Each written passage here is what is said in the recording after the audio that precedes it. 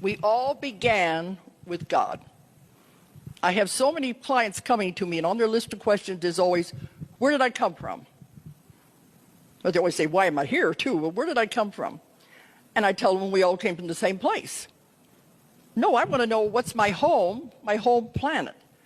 There's no such thing. We all came from the same place. Other planets are just one of the schools that we sign on to learn at. But that's not home, not the real home. We all began at the same place. We all started with God, or what they call the source. Now, I've had many, many people go back to the source. They go back to when they were with God before they ever started on this long journey to become humans. Humans are kind of like the last part of the whole thing. This is the worst part, really. But we all began at the same place, and I've had people go back and experience it, and they always describe God the same way. First, you have to get over the idea that God is a man. He's not a man. If anything, he would be a woman. Because women are the creative power. But he's neither one. He's not male or female. There is no gender. And when people go back to be with God, they're just doing instead of going to past lives, this is what they do. They go back to the beginning. They always describe it the same way, that God is like a huge energy force. They describe it like a big bright light. Some of them say they are in the sun, but it's not hot. Other ones say the great central sun is what they call it. But it's a huge light. And when they're there, there's total love. They don't want to leave. They're all together. Everyone is together, and they all want to stay there. They don't want to leave. It is so much love, and it's so much beauty. And when I've had people go back there, they say, don't wake me up. I want to stay here because it's so beautiful.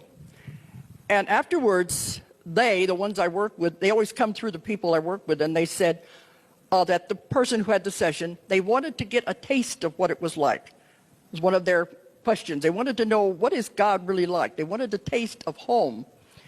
But they said, we can just give her a taste.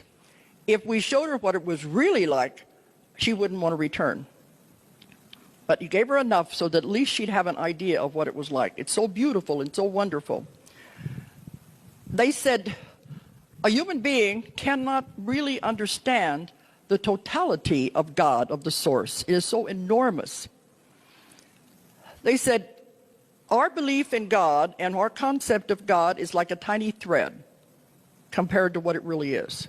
We cannot understand the totality of it. Then they said, consider the other people out there who don't even have the metaphysical background. Their concept of God isn't even as big as a tiny thread. That's how hard it is to understand. But they said it's the glue that holds everything together. If it were to wink out for a fraction of a second, everything would disintegrate. That's how powerful this is. And I've gone into a lot of this in my books, the different versions of the dreamer dreams the dream, life is an illusion. One concept I like to bring up that may shake you up a little. This building, this room, didn't even exist until you collectively decided to be here today. Is that a little hard to understand? This is the kind of concepts I'm getting. It's the collective consciousness of how it creates. That when we decided to come here, we constructed this thing out of the energy, because everything is energy. And that's how it works. When we all began, we were all part of God.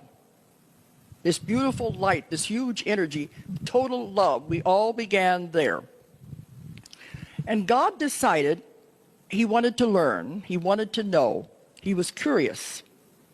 So what happened? He burst out in all directions. It's called, some of them call it the Big Bang Theory. And I've had a lot of people argue with me about these things. I'm the reporter, remember, the reporter, the investigator. I report what I get. It burst out in all directions, and when it did, all these tiny sparks flew out in all directions. Some of these sparks became galaxies. Some of them became universes. Many, many of them became your own individual soul. When I take people back in the sessions to find out what you really, really are, all they see is a tiny little spark of light. That's what your soul is, your spirit, a tiny little spark of light. And that's how you all began. You are not a body. You have a body.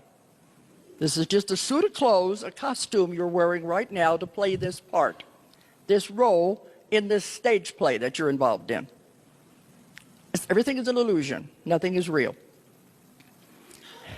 I've had people go through the death experiences, and after they've died and they're on the spirit side, they look back at the life and they'll say, it was just a play. I can see all the actors on stage getting ready to come out and play their parts. I can see the actors in the wings getting ready to come on. And they said, but when I was there, it was so hard and so difficult. But now that I'm on the other side, it was like a blink of an eye. We get caught up in the illusion. So you are the producer, director, and actor in your own play. You're also the script writer. But the script is being written as it goes along. You know what that means? You can change the script anytime you want. You're the writer. You're the actor. You don't like the way the scene is going? Change it. This is how much power we have, and we don't realize it.